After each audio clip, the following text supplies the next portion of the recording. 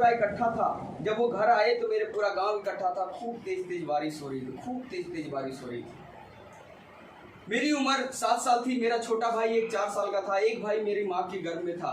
मेरे पिताजी बोल नहीं पा रहे थे, बस उनकी आंखें चल रही थी, वो आंखें से देख रहे थे सबको, सब लोग इकट्ठा थे और मेरे पिताजी इशारा करते हैं कि मुझे अपने बच्चों से मिलना है। और उस समय हम लोगों को बुला के लेके जाया गया। हम दोनों भाई जब गए तो हमारे पिताजी के चारपाई की तरफ चारों तरफ लोग खड़े थे, मेरे चाचा भी खड़े थे। और उस समय मेरे को इतनी समझ में नहीं थी कि मेरे पिताजी हमको बुलाए क्यों हैं। और उसके बाद हम दोनों भाइयों के हाथ अपने हाथ में लेते हैं और मेरे चाचा जी के हाथ में देखिए और सबके सामने हाथ जोड़ते हैं। फिर हम लोग को वहाँ से हटा दिया जाता है। क्यों हाथ जोड़ रहे थे मुझे बता सकता है क्यों? इसीलिए कि मैं अब जा रहा हूँ, बच्चों का ध्यान रखना, क्योंकि मैं उनका लाडला था, हम लोग उनके लाडले थे।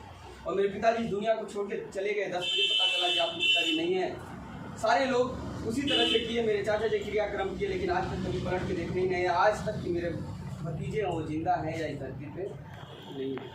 धीरे धीरे धीरे दिन बीतता गया। कच्चा मकान था, मकान गिरता गया। घर पे एक सरकारी आवास बना था, उस पर छत सोलिंग नहीं हुई थी मेरे भाई। वो छत पे जब बारिश होती थी 1 घंटा 2 घंटा 4 घंटा का तो घर तो ठीक रहता था, लेकिन जब 3 दिन 4 दिन की होने लगती थी तो वो बारिश नीचे आती थी, बाहर नहीं जाती थी। एक सिर्फ घर था, उसमें हम 3 बड़ी बहनें हमारी थी और हम 2 भाई। हम लोग कैसे रहते थे उस घर में, सोच के देखिए। रात को हम लोग खाली सोने के लिए उस घर में आते थे, वो भी पन्नी खरीद के लाई थी मेरी माँ, चारपाई के बराबर। रात भर पन्नी हम लोग अपने ऊपर डाल लेते थे और ऊपर पानी टपकता था, चारपाई के नीचे चला जाता था। हम लोग का खाली बिस्तर और ये गीला नहीं होता था कपड़ा। उसके बाद सुबह होता था 5 बजे में हम गली भाग जाते थे। दिन भर गलियों में हम लोग घूमते थे, कोई मतलब नहीं था, घर का था ही नहीं रहने नहीं देखा गया था। हमारे गांव के प्रधान जी ने 2 साल हम लोगों को अपने घर पे सुलाया, हम 2 भाइयों को। हमें अच्छी तरह से याद है। रंजीत सिंह है ना, रंजीत सिंह के जस्ट घर के बगल में मेरे गांव के प्रधान जी का घर था, हम लोग वहाँ सोते। धीरे धीरे हम लोग बड़ा होना शुरू किए, अपनी गरीबी को देखा करते थे। तो हम लोग नज़दीक में समझ में आता था कि कपड़ा जब होली आता था तो मेरी माँ किसी से मांग के लाती थी। 8 साल तक न पैर में चप्पल था और ना ही फुल पैंट पहना था, अपनी बहनों को दुपट्टा लपेट के घूमता। उसके बाद धीरे धीरे मैं उठा, मेहनत करना शुरू किया। 15 साल की उम्र में मैंने आर्मी की तैयारी करना शुरू कर दी, क्योंकि पैसे की भूख थी। उस समय 16 साल की उम्र में आर्मी की जो कि ज्वाइनिंग हो जाती थी। उस इलाके गांव में उस इलाके में सबसे बढ़िया रेसर बना। कुछ भी नहीं सुविधा थी तब भी, क्योंकि तड़प थी मेरे अंदर कामयाब होने की, पैसा कमाने की। आर्मी में ज्वाइनिंग नहीं होती है। तब जाके 2008 में मैं वापस फरीदाबाद आता हूँ तो मेरी सिस्टर बोलती है कि भैया कब तक आर्मी की तैयारी करोगे, आओ आपको एक काम दिलवा देती हूँ, आओ या आपको एक रास्ता बनाती हूँ, उसमें आप काम करोगे, मेहनत करोगे, बहुत पैसा कमाओगे। मुझे वो कंप्यूटर में अकाउंट्स का काम सिखाने के लिए एक इंस्टीट्यूट में ज्वाइन कराती है।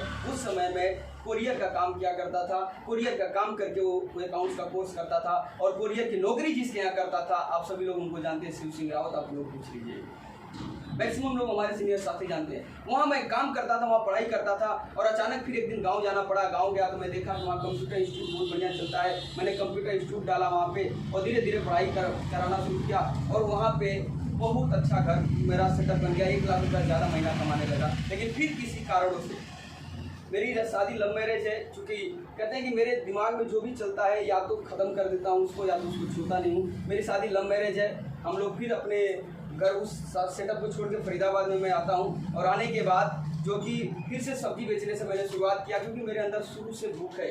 आप लोग देखते होंगे, अभी कुछ लोग गवा रहे हैं, अभी 4 दिन में जगा था राकेश जी, 4 रात में जगा था और 3 रात और चौथी रात में मैं कार ऐसे चला रहा था जैसे बिल्कुल दिन में चला रहा। ये लोग बता नहीं सकते कि इनको किसी तरह से डर लग रहा था। अरे 3 रात जगने वाला व्यक्ति ना जाके कहीं पड़ जाएगा। ये लोग रात भर चले हैं मेरे साथ और कार मेरी 110 120 की स्पीड में ऐसे चल रही थी जैसे लग रहा है कि दिन में चल रही है। 3 रात लगातार मैं जगा था। मेरे अंदर वो तलब पहले से रही। और जब मैं यहाँ आया था तो फिर सब्जी बेचने से शुरुआत की अपनी ज़िंदगी का, फिर मेहनत किया, 35,000 की नौकरी तक गया। लेकिन जब सर ने मुझे बताया कि भगवान न करे कि आप इस दुनिया में नहीं रहेंगे तो क्या आपके परिवार को पैसा आएगा, ये जो मंजर मैंने आपको दिखाया, ये सारा मंजर मेरे आंखों के सामने नाचने लगा। मैंने बोला कि सर ऐसा काम क्या है इस धरती पे जो एक बार कर जाऊंगा तो पैसा आएगा।